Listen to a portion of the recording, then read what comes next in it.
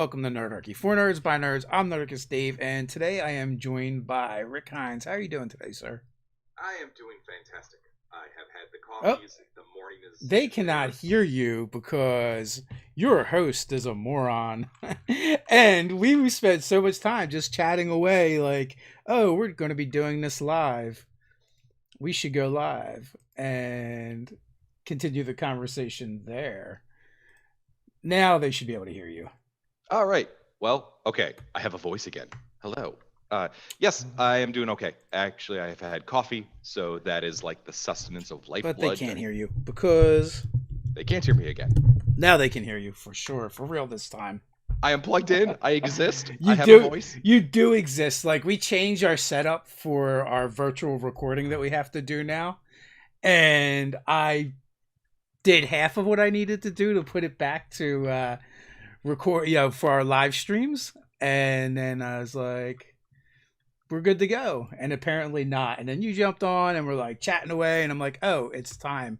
Should probably act like we're going to be going live and doing the thing today. Yes. Well, I guess to reiterate, for those who didn't hear, but they saw my wild hand emotions, I have coffee, so thus my day is good. Uh, that does make the day much better. If I could just get like an intravenous drip throughout the day, I'd be good. I figured out this amazing way to brew coffee with the French press. You put in Yeah. a little bit of salt in the bottom of it, and you load it up with cinnamon. When you make it, delicious. Joe wants to know what's your favorite coffee. Oh man. Okay, so I first off, I'm a sucker for Starbucks flavored seasonal beverages, and Mm. I will have no shame about this. I do not care. I love them. Oh But yeah. I like dark roasts. I tend to like Pete's Coffee out here in Chicago. They have this roast called Obsidian that is really really good. I like a lot of South American blends Yeah. when they come up. So that's that's kind of my coffee. I have tried Death Wish coffee. Um, it is like I drink coffee black anyway, with just either sometimes cinnamon in it, and that's it.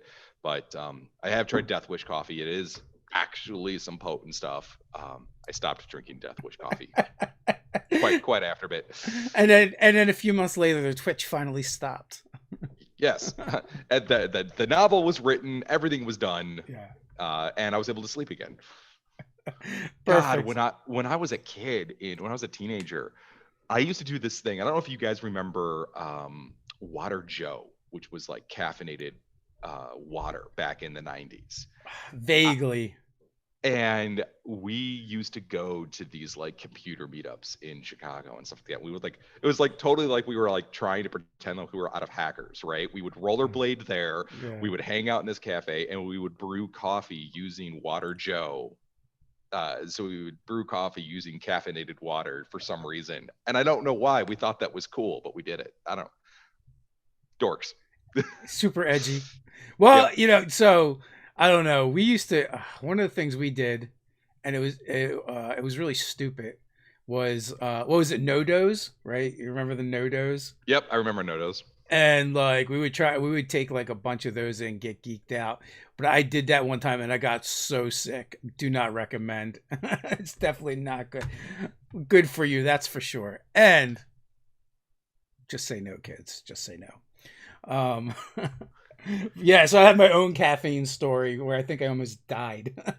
Yeah, we played a lot of Warcraft 2 and like done uh, DOTA back in the day with super high levels of caffeine content in us. Our Twitch factor was amazing though. yeah, I bet. Except for when you're twitching when you shouldn't be.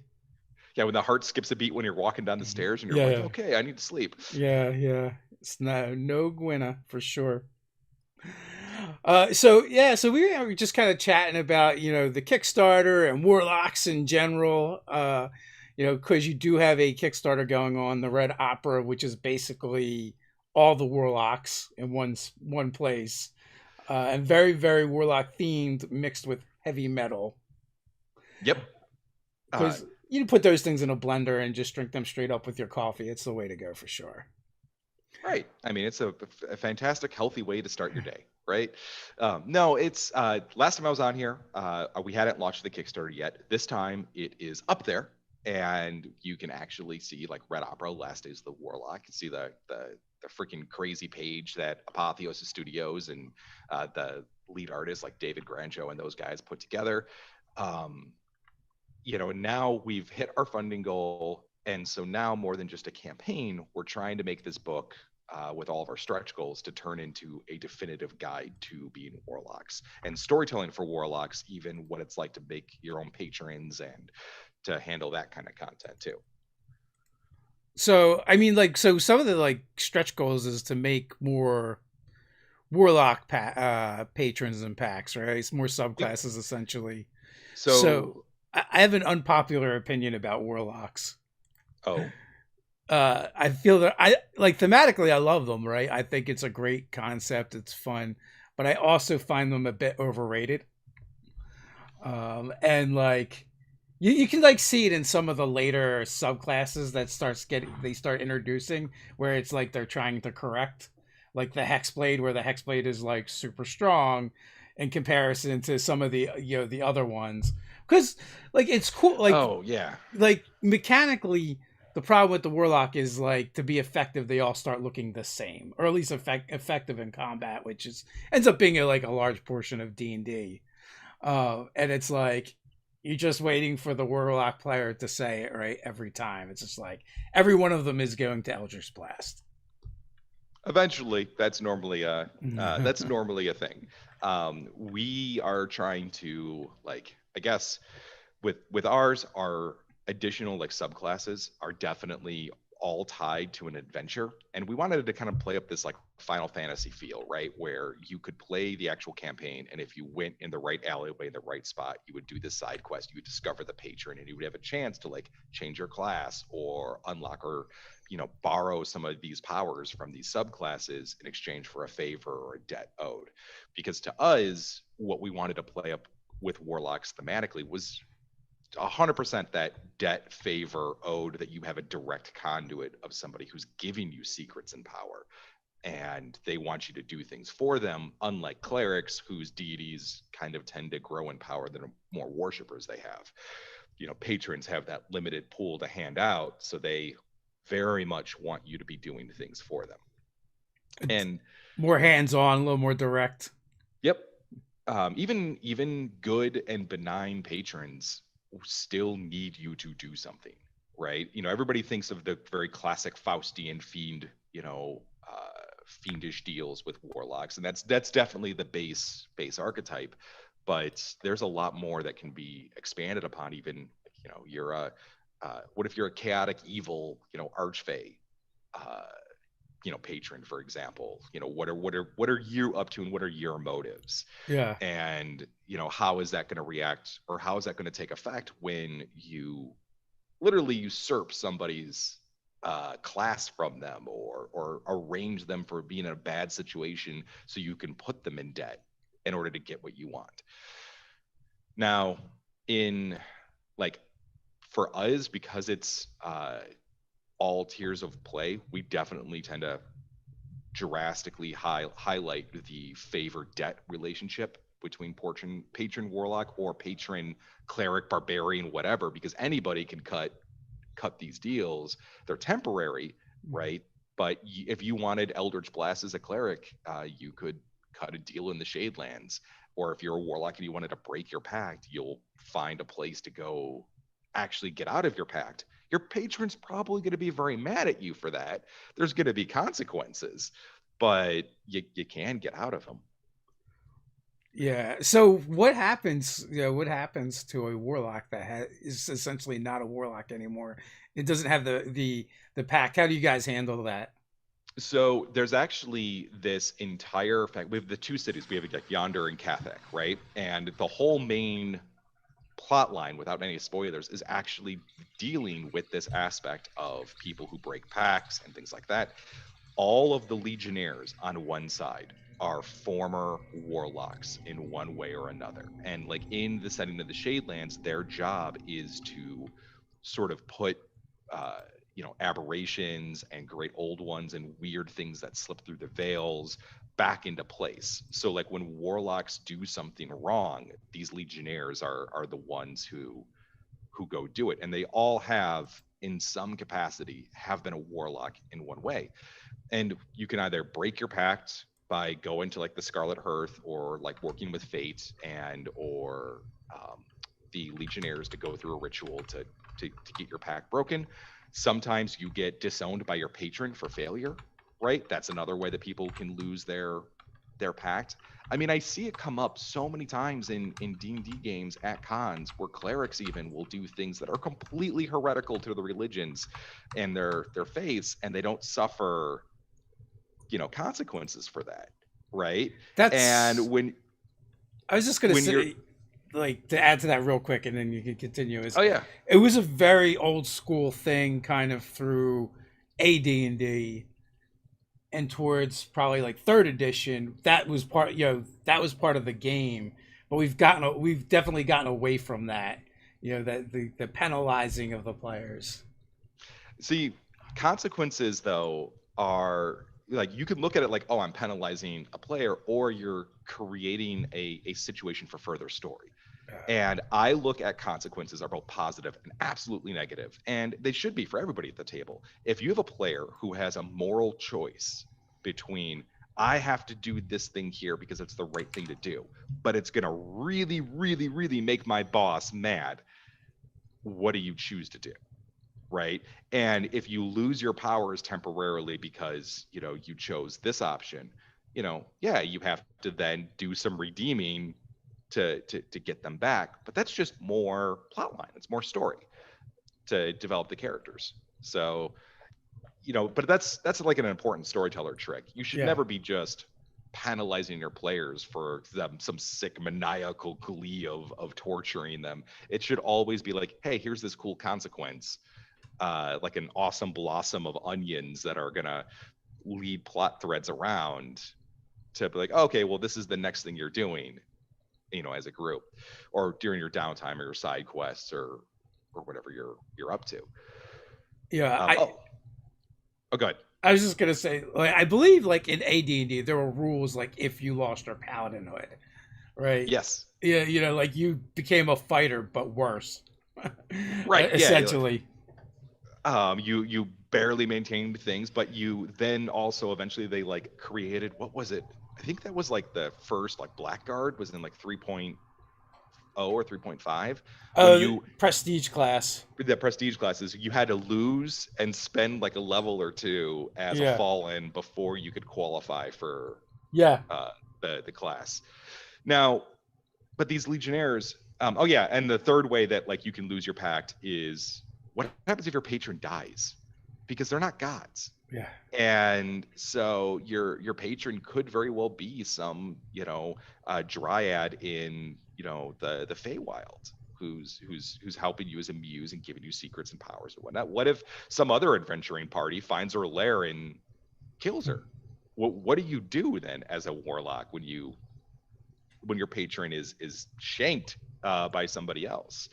And those are things that we want to explore with our stretch goals, right? Like, how does it look like, almost like a storyteller's guide to patrons? I wish we would have had this conversation the last time we were on, because we did a sponsored video for you guys, and I would have loved to do this video, have done this video and this discussion as that, because it's such a cool topic that I haven't really thought about until now. Like, I just made a note. I was like, Broken Pact Warlock. Like, that seems like a fun thing to talk about. What can you do with that? How can it change your game?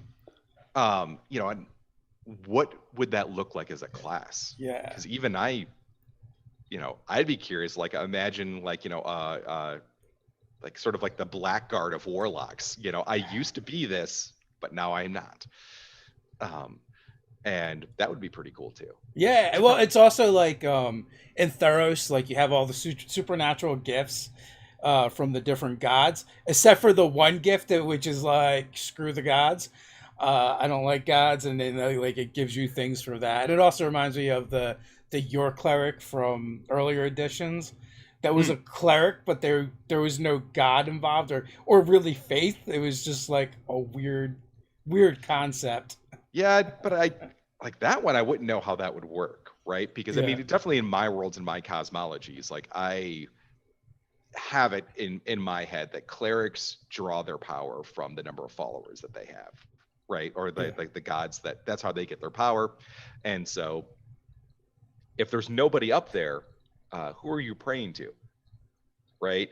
And that there's a whole discussion about divine magic and arcane magic, and Yeah. sometimes divine magic thematically slips through the cracks. Like druids, for example, I love them. I think they're a great class. But divine magic, just coming from the ground up, when you have them in the same bucket sometimes as clerics, I would almost just be like, no, that's just straight up wild magic. I would have probably separated, that one thematically. But Well, oddly, well, I mean, I guess kind of like fourth edition did that, right, with the paths, and that the druid being part of the primal path. But in 5e, like I don't know that they really reference divine and arcane magic, per se. Not like they did in previous yeah, that's true. editions. That's true. In previous editions there was a huge distinction, so much so that like when third edition launched Eberron and you had the artificer that like specifically said, no, artificers just use magic, they don't actually see it as being arcane or divine, and they kind of like called it out, as being a third, almost like a third thing. Oh yeah, you had that prestige class for like the Geomancer, which was like the ultimate, like, haha, I have both divine and arcane magic, and I gain these levels as I level up. Yeah, Uh, so I mean that's kind of interesting, just over the course of the evolution of the game, how it's kind of been addressed. And but like you're talking about, we still think divine and arcane, just because those there's just certain concepts that have been right. rooted in our DNA from when we played, and sometimes it's just hard to change. Yeah, I mean, the fact that I can just drop reference to the Geomancer from an old, Yeah. 3.0 or 3.5, uh, expansion book was like, okay, clearly I was playing around that time. But no, I mean, when it comes to designing warlocks and like what they are, we want to play up entirely that favor and debt Mm. relationship, because we want, in the Shadelands, we want even like the whole party to have a chance to come find like the lurker in the deep, or it's like she who shudders with the lidless eyes, and find and encounter these patrons Yeah. and be able to cut deals with them and gain power, boons, favors, status, whatever they need, almost like in an epic boon kind of way, by completing quest for them or doing something for them. And for better or worse, right? Party members always want something, and we want everybody to be able to feel that relationship. So that means that allows us to really double down on what is a warlock and what makes them, you know, different from wizards and sorcerers and bards. I I feel like the Dresden Files series does kind of a good job of calling out what a warlock pact kind of looks like, in the relationship between the warlock and the patron, without actually talking about those topics.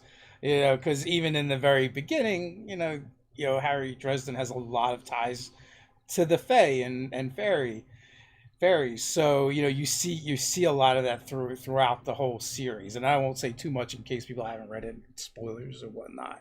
Oh, I mean, everything from, I mean, geez, I'm an urban fantasy writer, Yeah, right? yeah, And I live in Chicago. So there is no way that as an urban fantasy writer who lives in Chicago, I haven't, you know, thoroughly imbibed and torn through the Dresden series. And also, other books though, like American Gods, King Rat by China Miéville. There's a yeah, bunch of really awesome urban fantasy books, and it is a topic that does sort of permeate, that sort of think tank and that mythos of, urban. I think perhaps more urban fantasy than traditional fantasy. I know that there is some out there, but I think urban fantasy definitely gets more into the, hey, my power has been weakened, so yeah. I need a favor from you to go out into the world and do this, right? Because you're coming from the patron, still coming from a position of weakness. They can't do something. There is something they need done that they can't do, and whether they're going to rope somebody in who is unwitting, unknowing, and perhaps a bit gullible, or they arrange a situation, almost like I believe, and this is not set in stone because I'm still because it's still a stretch goal. It's a stretch goal that hasn't even been revealed yet. But this stretch goal where we're going to explore patrons in a incredibly in-depth level and like talk about how to build them.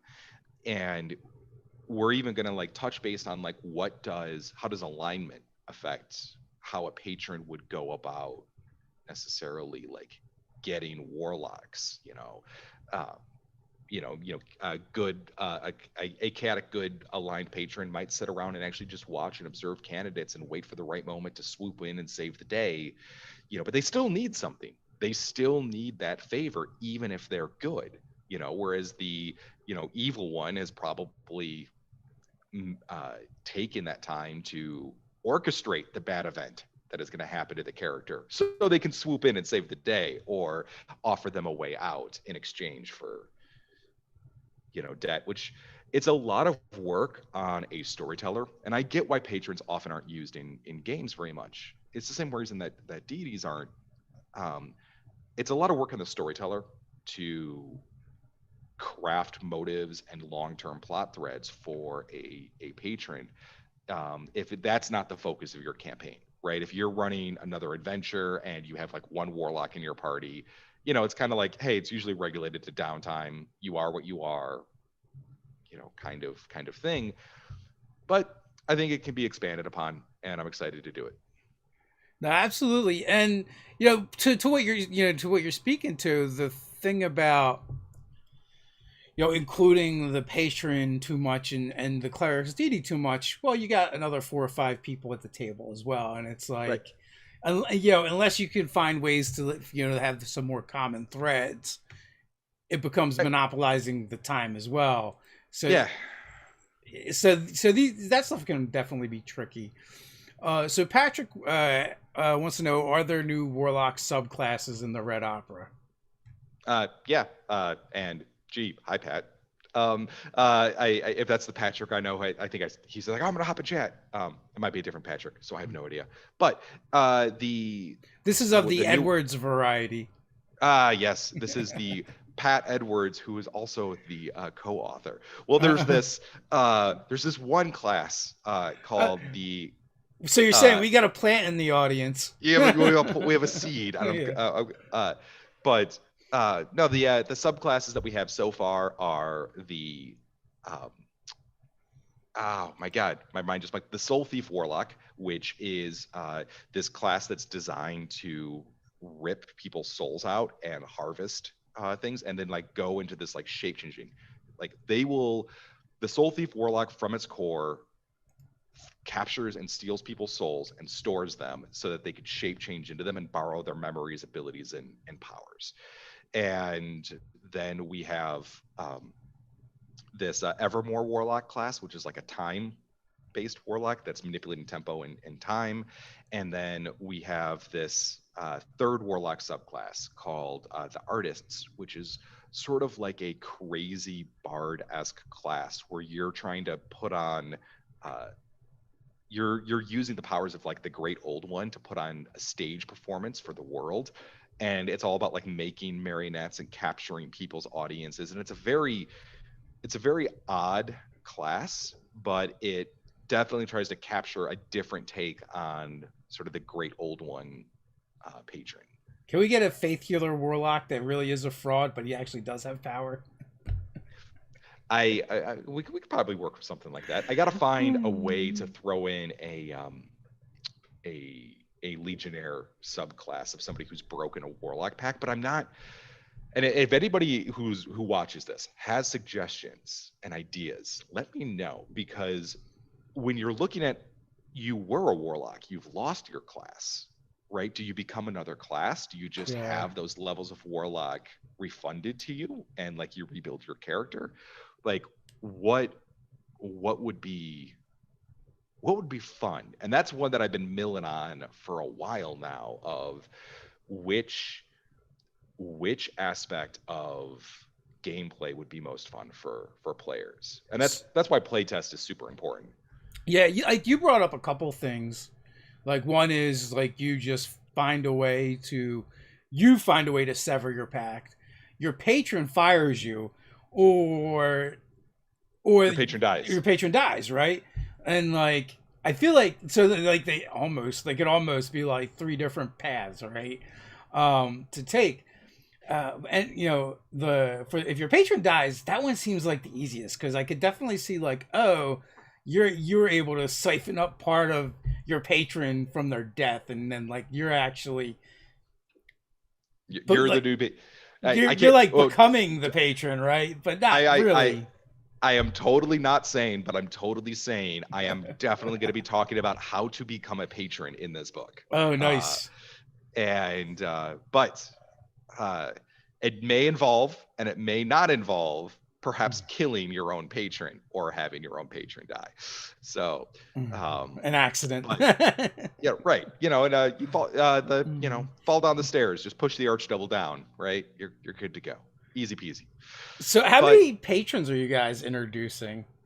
so we have, I mean, we're not introducing a whole lot of new like patron archetypes. We're actually playing within the existing. Yeah. No, I understand Yeah, that. And just so yeah, everyone understands, the question is like, their existing, they would be like, oh, this would be, a great old. hexblade or a great old one, right? Yeah.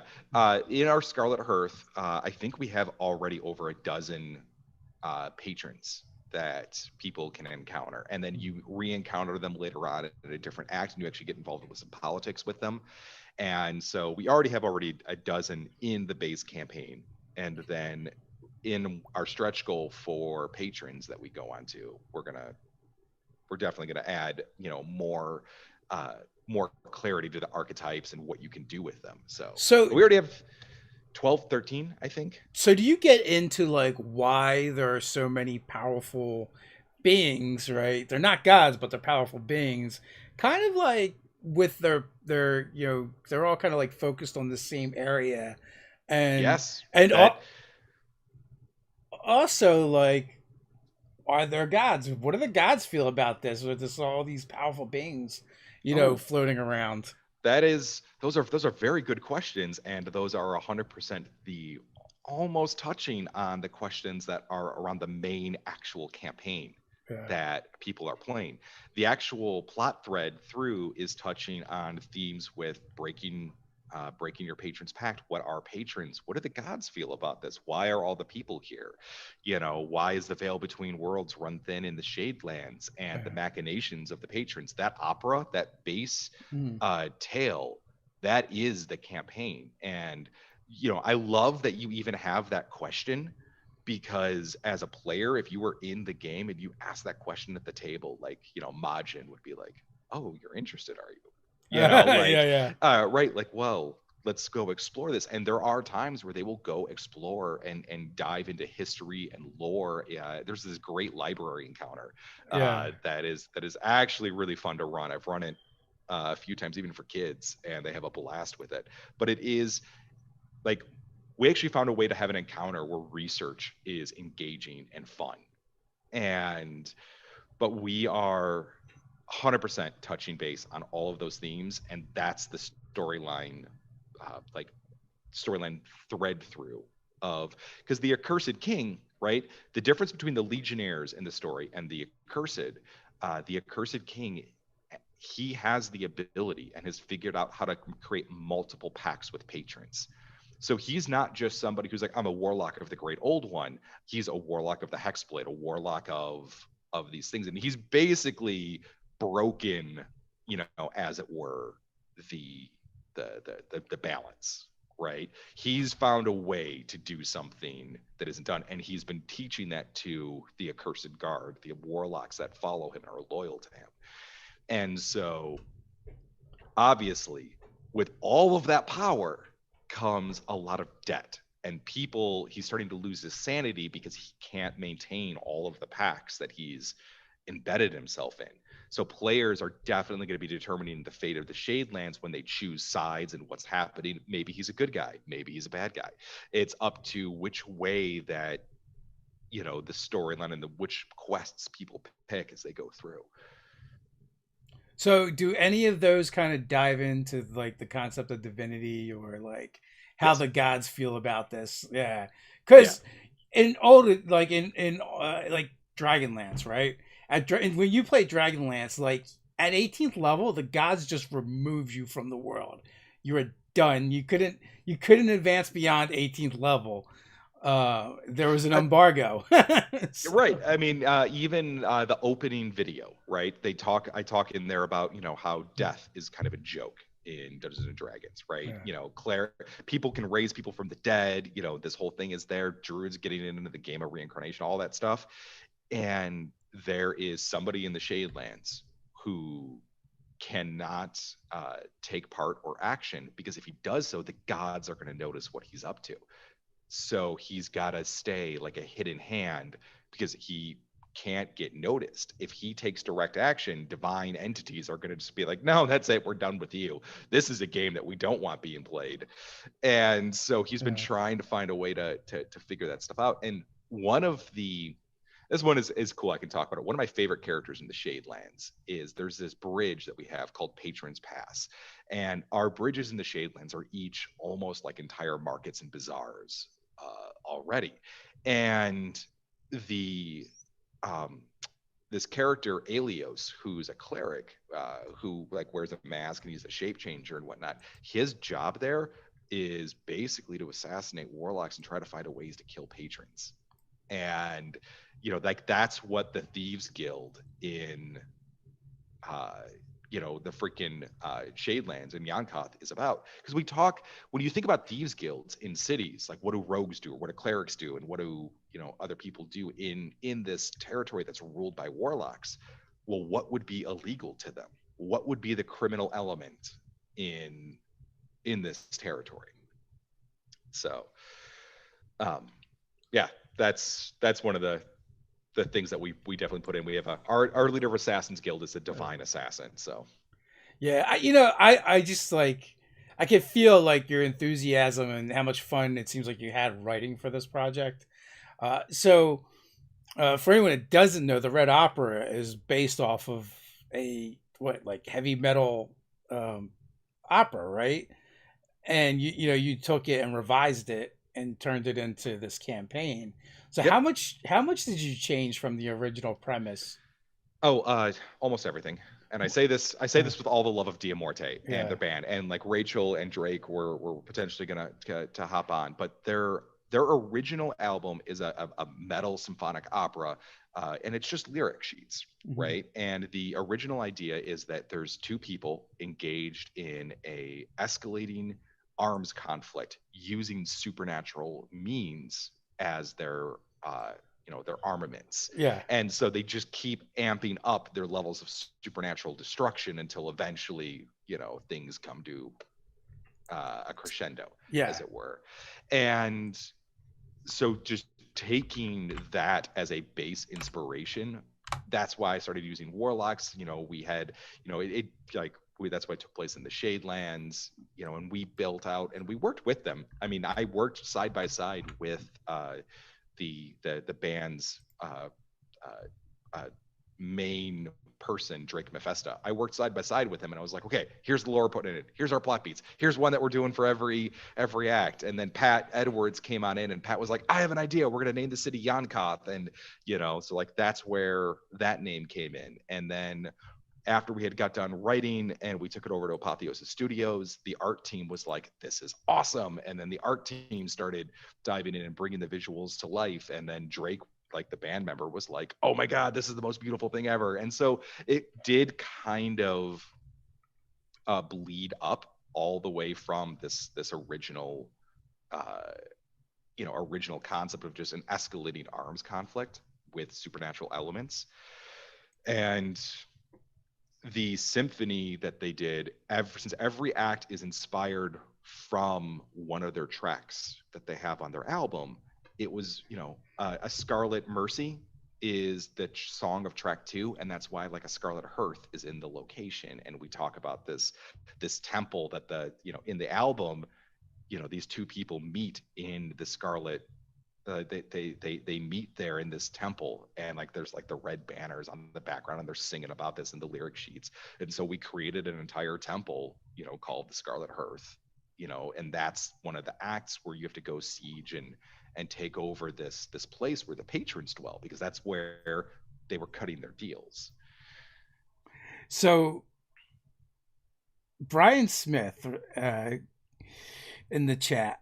Highlander warlocks are Highlanders warlocks that are just killing other warlocks and taking their power, ultimately seeking to kill a patron and become it. Whoa.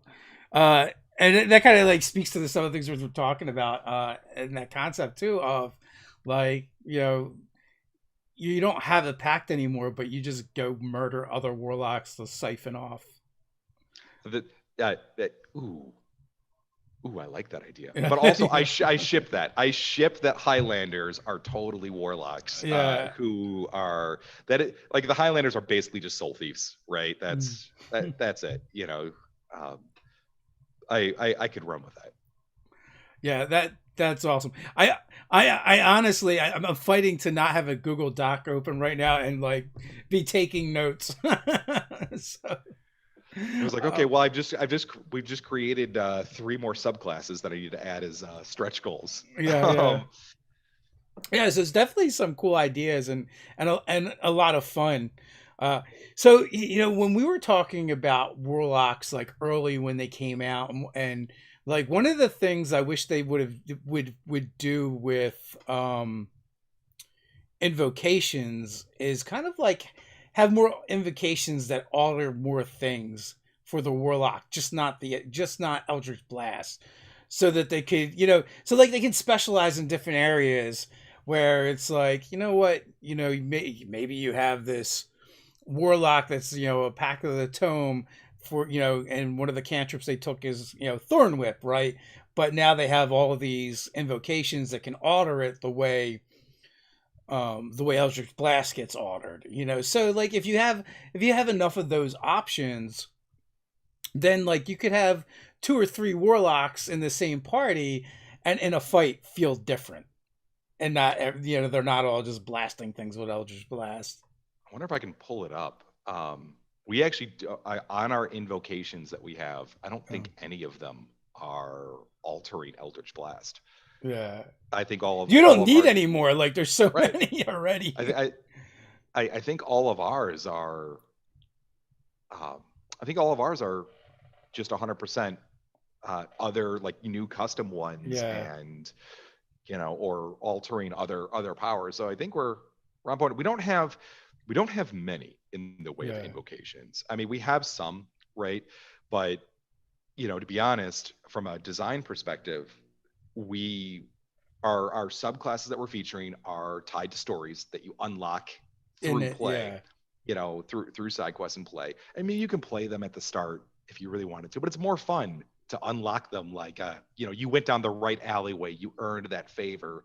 You can have a chance to gain that power. And we outright say, in the Shadelands, especially if you're running through, since it's designed at high tier play, and if you're running through with a mid-tier or low-tier party and you don't want to scale down the encounters, be very generous with the patron rewards to sort of like temporarily power up your party. And who knows, maybe they'll start taking warlock levels because they really like it. You can do fun things too and treat patron boons almost like magic items.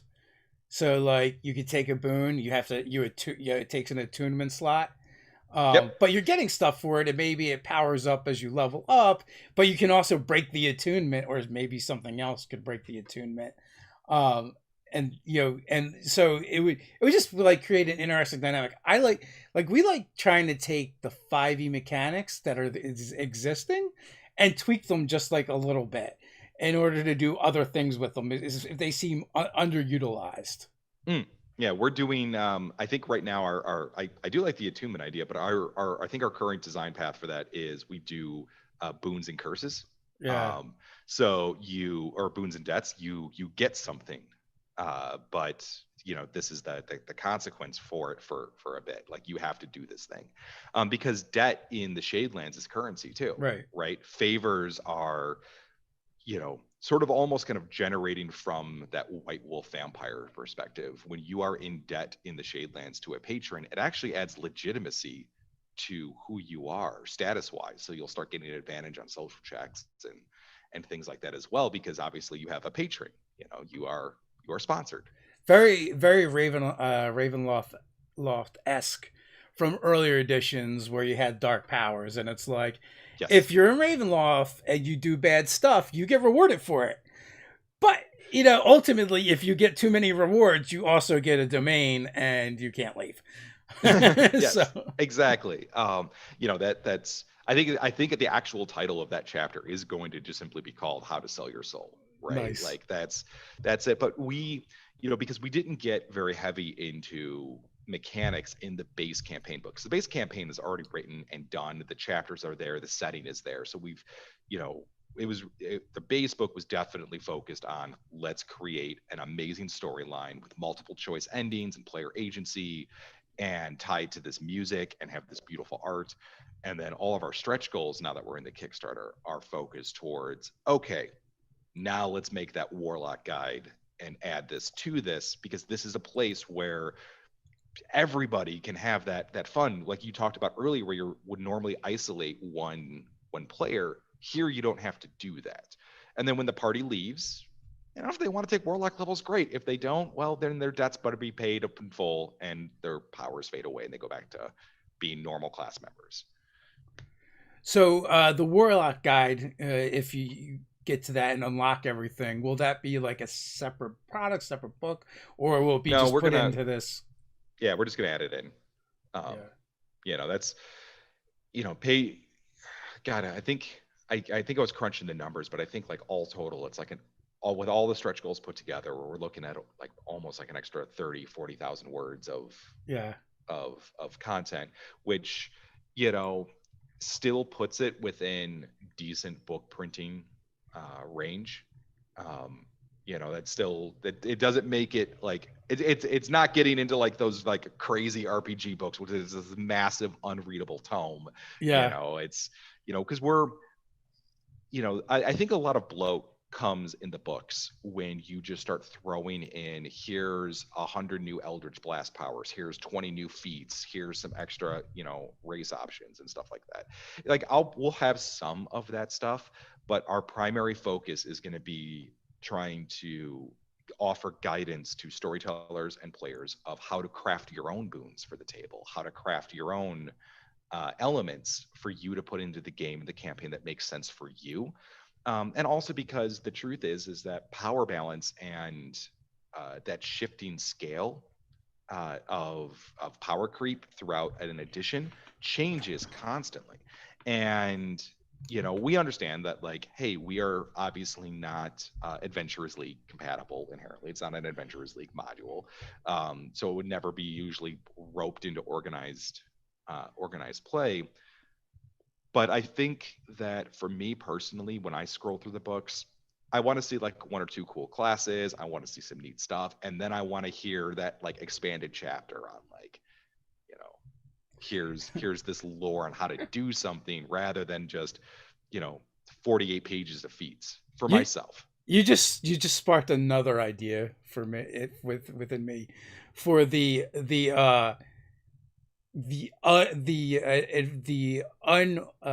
league of organized play, for like third parties come together to like form an organized play, Ooh. but where like it's all unofficial material. It's all third party published stuff. I wonder if there's a will for that, how it would do if everyone could play nice together, and if Wizards of the Coast wouldn't just slay us all, for That doing would, it. I would play in that, because I mean I like to, Hmm. I don't know, I like to zig and zag at the table when I'm a player, right? Yeah. I like doing things that, oh, here's this boss that you're supposed to fight. What happens if we join them? Like, Yeah. and so and like, I guess like companies could do their own, and I see the benefits to that, but it just wouldn't have as broad appeal, you one know of the things that we were actually thinking about doing, And we do have it already in the back of the book, where we said, hey, email me which ending your group came Yeah. to. And because we have multiple endings, and they're completely drastic outcomes of what the players have chosen to the end of the Shadelands. And we even tell the storytellers, like, listen, your players may still, and probably will, end up surprising you and not picking any of these options.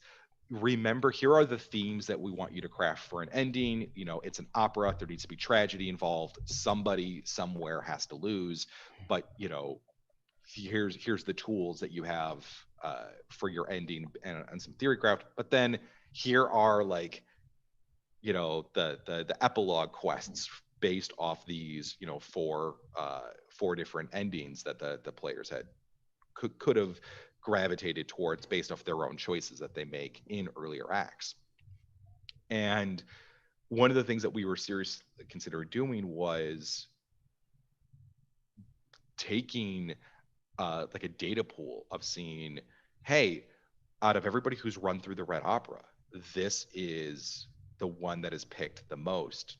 This is like the canon ending of the Red Opera then. And I'm still, because I used to do a lot of epics at cons, and like running organized like plays at like Gen Con. I went out for a whole group where it's like a mega game event where all these tables are competing, trying to earn points for their factions and things like that, and at the end of the event that faction sort of wins. I've kind of half considered trying to do that with the Red Opera. I just don't think it's feasible from an organizational standpoint, because I'd rather get back into writing new content. But it is a cool idea that I wanted to explore. If I was ever doing a con, I think I might just do like an epic at that con and be like, pick the Legionnaires, the Accursed Guard, the Bridges, or the Patrons. Which faction is going to come out on top? It'd be a lot of fun. You also are working with some guys, I believe, that do some interesting things kind of along that line. Because you're working with 2C Gaming, and they Yes. do the what is it called? We were actually going to run it at our convention. Have those guys come out. It's this. It's like a TPK tournament kind of, except for, so it's like, so they run a tournament and they run it based off of whatever the official adventure line is, where like they've done one of the Xanathar guides or the Xanathars, and you get to the end and you're not really, no one's ever really meant to like win per se. It's just like how long you can last and how well you can do, and it's like you defeat Xanathar, but then Xanathar becomes a death tyrant. So it's like you're probably not going to win, but it's very difficult. Yeah, 2C for us, I'm excited because what they're doing for us, it was really funny. As I was on the phone with them, or I was on a Skype call with them, and they were like, okay, Rick, we're going to go through and we're going to check all of your encounters and help polish them up and like thoroughly play, because like we have all this data, right? Yeah. But we have a question for you. Do you want us to design the encounters for how Wizards of the Coast thinks that people play D&D, or how people actually play D&D? Yeah. And it was like, oh no, we're on the actual play D&D Yeah. level. But yeah, they're 2C's helping us with take our encounters and sort of like elevate them to the next level beyond even already what we had, because I love editing, right? I Yeah. love that collaborative process of like, hey guys, let's thoroughly play test this stuff. Let's like get a bunch of different ideas in here and find different ways to incorporate stuff, because it only that polish only makes things cooler. So now I'm curious of what the difference is between how people actually play and how Wizards of the Coast actually play. So like, because we don't have all those data points. I just know like, if you look at the Wizards Coast stuff, it's like, oh, you're supposed to do 6 to 8 encounters, right? Through how over this time period, and like, nobody ever does that. We do like 2, right? That's actually, I 100%, like, even in this, Yeah. every campaign or every act is featuring largely 1 or 2 set piece encounters at sort of the Yeah. deadly tier, because frankly, running through 8 combats before your character takes a short rest, it just whittle you down, Yeah. just seems tedious. I don't know about you, but do you guys ever actually calculate experience? Because I just do milestone based off story I beats. don't. I feel like no one does XP anymore, and we don't even do milestone. I want to say it's just like we just level. We just our DMs just are like, all right, we had 2 sessions, level up. You Yep. know. I do the same Oh, thing. It's like, oh, you hit an important story beat. Here you go. You level yeah. up. You're done. Um, so I don't do the. You will find no experience numbers on our monsters. So that's intentional. We yeah. So we went away from it for a couple reasons. One is just less bookkeeping. Two, like we're a bunch of adults playing with adult lives, and it just felt punitive for to penalize someone via XP when they couldn't show up for a session because their kid was sick. They had to work, Oh yeah. whatever. And that's kind of the stuff that would happen when you. God, my God, I don't think I've ever done that as a storyteller. It's like, oh, you got a can't miss a session, whatever. That's great. It's not like you're losing Yeah. experience. You're the same. I also did the thing. I was doing it a long time ago. When people would die, you used to like lose a level, right? You remember that? Oh, Uh, well, so when you were brought back or when you started a new when character? you were brought back, or you started a new character, sometimes people would penalize you. The storyteller would be like, "Oh, We you died, so you." we had DMs to be like, "Yeah, you're a level 1 character now. You start over." Right? Like I've seen that. It used to be you like in the rules you would lose points of constitution. I think did 3rd edition did you lose a level and have Yeah, to I think it was gain third back? edition. You had to you lost a level, and you had like you lost half of a levels of experience or something like that, and it usually would set you back down one. Yeah, I don't remember them, but there definitely used to be penalties in the game for dying. And now like there's nothing fun about that. So Oh, we've right. removed that stuff. What's more fun is this idea that like to do true resurrection it costs like 25,000 gold pieces of like Yeah. diamond dust, right? Well, here's like one of my ideas that I just had. I was like, uh, this idea that you have, and I watched this play out in my friend's game. He was like, you have a world full of adventurers, right? Where do you get the diamonds after a while? Yeah. Oh, And so they had to start like trading with mm, nations and creating like continental trade, or intercontinental trade, and bartering deals with like from like Cormyr to Chult in exchange for like diamonds, or finding red dragons to create volcanoes, and they had like an entire diamond mining company basically that was like out looking for this stuff because there's such a demand draw for diamond dust. And but to get to that level where you were like going out into these crazy wilderness territories to like slay things so you can mine the territory to get diamonds so you could resurrect your own mercenary company, I thought that was pretty fun. so we did a video on spell components, right, and the cost, and we like kind of like ranked a bunch of them by cost, and like the craziest one it was actually not because of the cost, but because then we started like calculating like what does this look like if you needed this spell requirement, and it's awaken, and it's at 5,000 gold piece of value worth of agate, I think it was. And we're like you would need like a meteor in order to like awaken something. And it was just like crazy. Like, so we like that was this kind of stuff we started getting into and looking at. Mm. And you just it's super weird. Oh yeah, D&D spells that will make you go broke ranked is the video that we did, and it was just fun to dig into like the material components and what they cost, and then every once in a while, like a diamond, like diamonds are super valuable, so it's like okay, well or if it's like diamond dust or something like that, that's not so bad, but then certain things you're just like, wait a minute, how big is that? What are they worth in the real world? And how much is a gold piece worth, worth in today's economy? And we started like figuring that. We got lost in the weeds on, doing the research for that video for sure. Oh God. But I mean that game system math though can be a lot of fun. I mean that's what Yeah. even sparked the whole idea of like, wait, with all the adventurers and high level characters in the world, or even characters that need this service, Yeah. who's getting the diamonds? As far as I'm concerned, the company and the nobles that own the diamond companies, those are like the probably some of the richest people, in the land, because they're mercenary and they're outfit companies, and the amount of adventurers they have to employ uh, would get pretty high.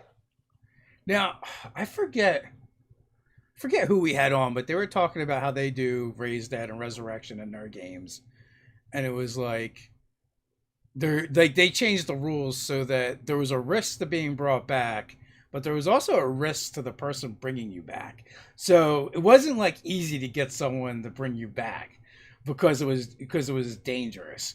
And I know also like Critical Role, like they do their own thing Yeah, as well. we have a alternative method in the Shadelands of something that happens, and it's tied to our letter home mechanic, which is you write this at the start of the game for the Shadelands, or the Red Opera, you write this letter home to a loved one or a person or a faction that you used to have, saying, hey, I'm going to the Shadelands on a pilgrimage, or I'm going here, whatever. If I don't return, this is what's up. It's a love letter back home. It's meant to tie your player back to your character, even if they've been playing for a long time. Well, if at some point in the Shadelands your character dies, the storyteller, nobody's supposed to read the letter homes except for the player who wrote them, and you like fold them up and you put them on your GM screen, and if Mhm. somebody dies, the storyteller plucks the letter, reads it out loud to everybody, and then burns it. That person is resurrected, but everybody who knew them has forgotten they exist. um, so we're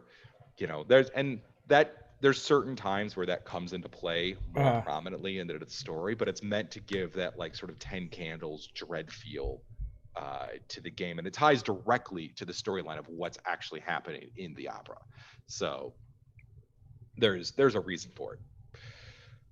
it's definitely, definitely this is a super thought out campaign, with a lot of cool twists and turns. I, so like I guess like coming into 5e with the Warlock, I was like, oh, this is totally like the I'm so goth emo class, and you've taken that and turned this into this really cool campaign thread and really delved and pulled it apart and made it way more interesting than that. Not just about the angst of I'm so goth, but these cool storylines. Oh yeah, I mean that's the hope, right? They're an underserved class with a lot of potential, behind them, and I think that the way to do them justice is because it all comes down to that one thing that you had mentioned earlier on. Normally at a table, it is kind of hogging when you would go to just the one Yeah, player who's playing the warlock. So the only way to really play up that element is to temporarily make a setting, and there is none. Like there wasn't yeah, any like settings where like warlocks rule here, because then you can explore the themes even if nobody's in your party is a warlock. yeah. So But being a warlock and say you're from the outside of the Shadelands, does that have an effect on that particular character or how the yes, story plays out? yes, there are obviously certain advantages that warlocks do get. I feel like you're the hot person walking into a crowded room, right at Right. that point. This is your chance to no longer be the Yeah, outsider. For once, you are like, I mean, and funny enough, most warlocks are devilishly charismatic anyway, right? yeah, For reasons. But for here, now you aren't shunned and have to be on the outside. Now here in the Shadelands, you're the insider, and that obviously comes with advantages. Now you finally have here guild support, a place you can go. You can be like, oh no, we're gonna screw hanging out with the legionnaires. We're a party of warlocks and we want to join the accursed king. Let's go over to the other side of the table and start learning secrets. nice. So So with that, we're up on the hour mark. final thoughts before we head out? And always, folks, description and you'll find links, as well as after this is not live anymore, that pin post, you can find links as well. No, final thoughts are everybody, thanks for watching from my end. And please, please, please, we really want to make the definitive guide to Warlocks with the rest of our stretch goals. So go support us. Awesome. Until next time, stay nerdy.